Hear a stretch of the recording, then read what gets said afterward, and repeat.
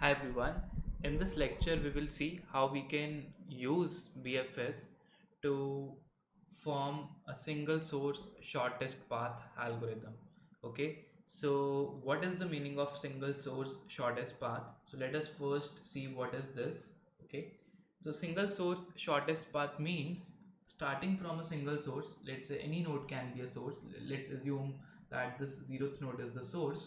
You want to find out the shortest path or the distance to all other nodes in the graph. Okay, so I'm interested in learning what is the shortest path from 0 to some other node, that is, let's say, destination. Okay, so or you can just call this as a source node. So this destination can be all other nodes in the graph. So I may ask, okay, what is the shortest path from 0 to 5? So one path is, okay, from 0 you go to 1, and from 1 you go to 2, from 2 you go to 3, and from 3 you go to 4, and from 4 you go to 5. But a shortest path would give you something like this: you go from 0 to 3, and from 3 to 4, and from 4 to 5. So obviously this is the shortest path. So now if you see this carefully, we have discussed that BFS gives us the level order traversal. That means we are going to visit all these nodes level by level. And also, if you observe carefully, the distance calculated by the level order traversal is the shortest. Okay, so I'm making a statement: distance calculated by level order traversal is the shortest. Okay, this is actually the shortest distance if the graph is a unweighted graph. Okay, so here we have an unweighted graph. That means all edges have the same cost, or all edges have the unit cost. Okay, so this might not be the case if you have weights in the graph. For example, this edge is having a different weight than this edge.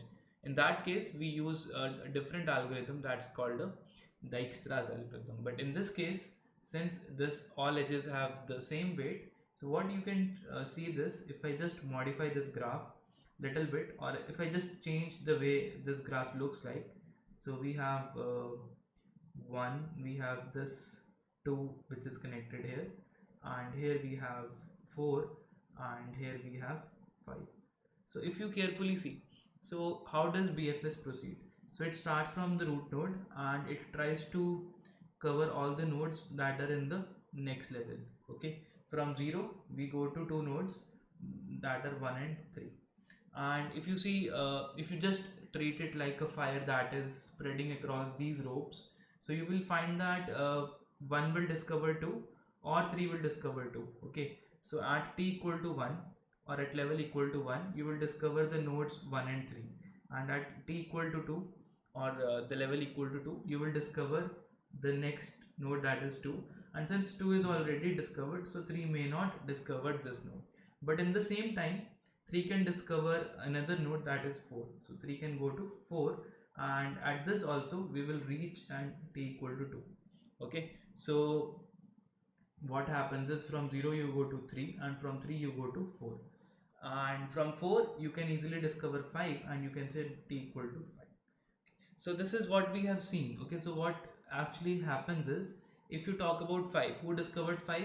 We know 4 discovered 5. And who discovered 4? We know 3 discovered 4.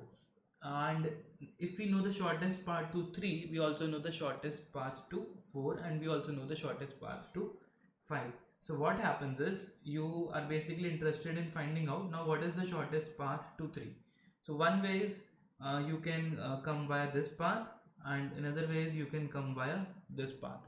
So obviously the path that is smaller will be discovered first in level order traversal. This we can say because this is a uh, unweighted graph, and this will be true in this case. Okay, so what you need to do, if you need to find the shortest path to any other node, you need to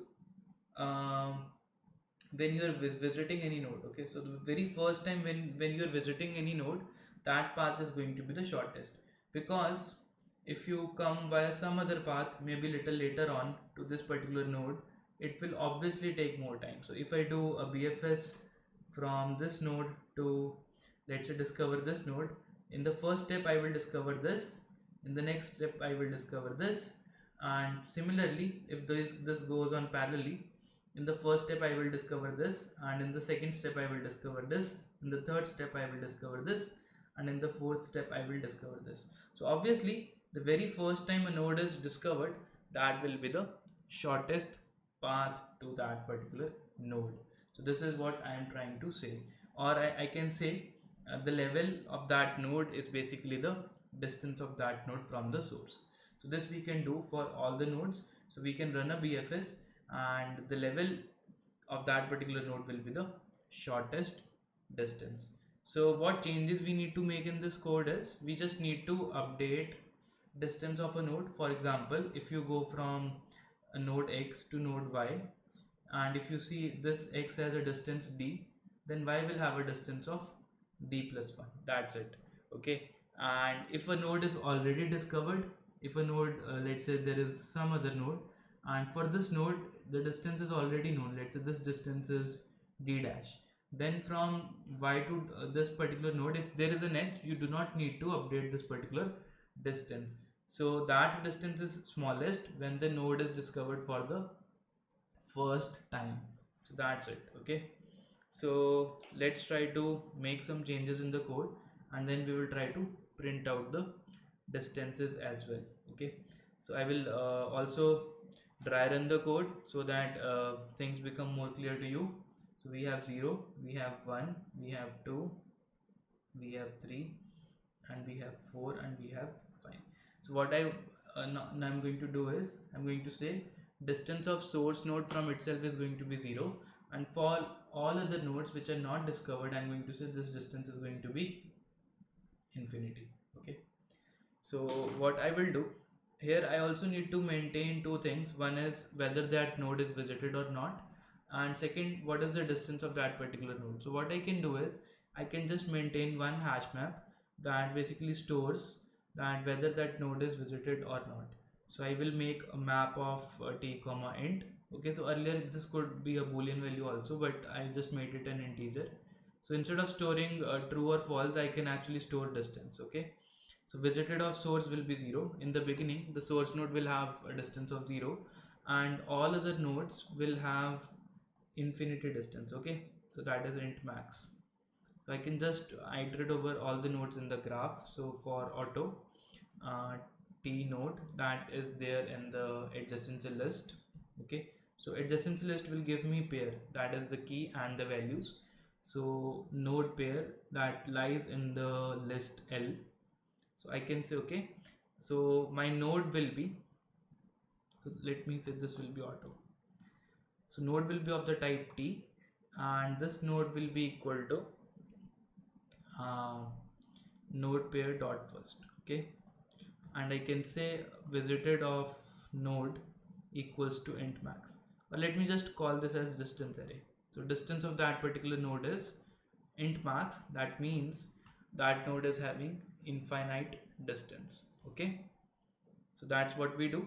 We basically in your adjacency list, okay, you have something of this form. You have 0 followed by a list, 1 followed by a list, and 2 followed by a list, and so on. So I say okay, node pair. So node pair contains these two things. Okay, so if you just want to get the name of the node, that is node pair dot first. So this is the first component. Okay, so similarly we iterate over all the nodes, and we say okay, distance of that particular node is infinity, and actually we should do this step here. Okay, except for the source node, all other nodes should have infinity, and then we override the distance of the source node as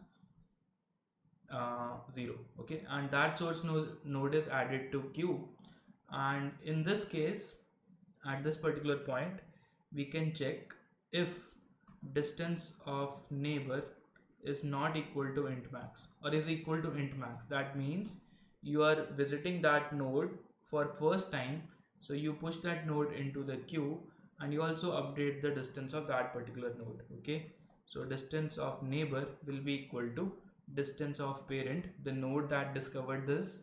So it's a child of node plus 1. That's it, and that's the only change we need to make in the algorithm. So let me dry run this code so that things are more clear to you, and this will actually help us to find the shortest distance to every node. So here I just remove the cout statement. I'm not going to print the traversal, but what I can do is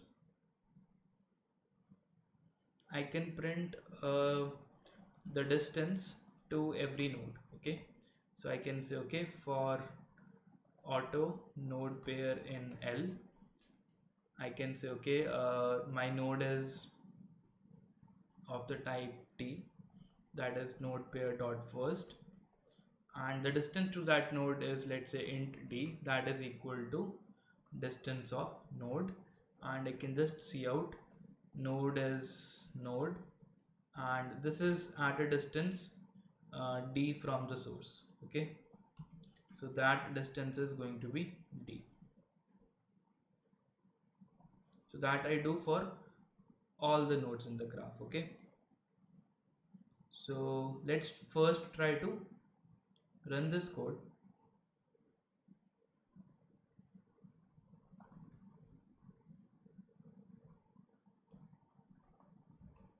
Okay, so it says node 0 is at a distance 0, that's fine.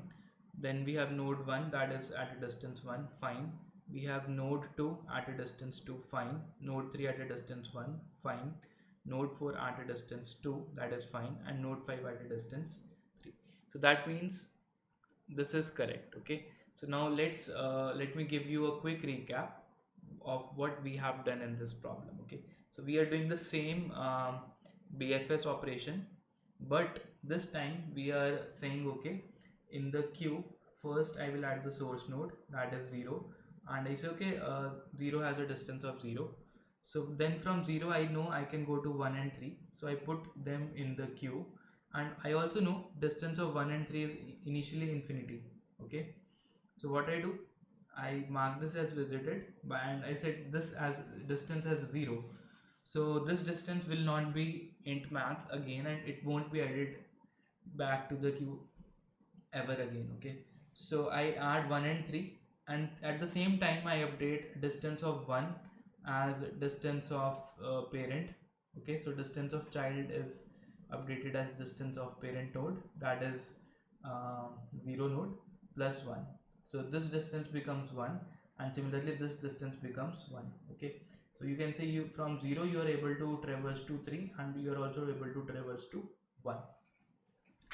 So that's how. Okay, so you treat it like a fire that is spreading from 0 to the neighboring nodes.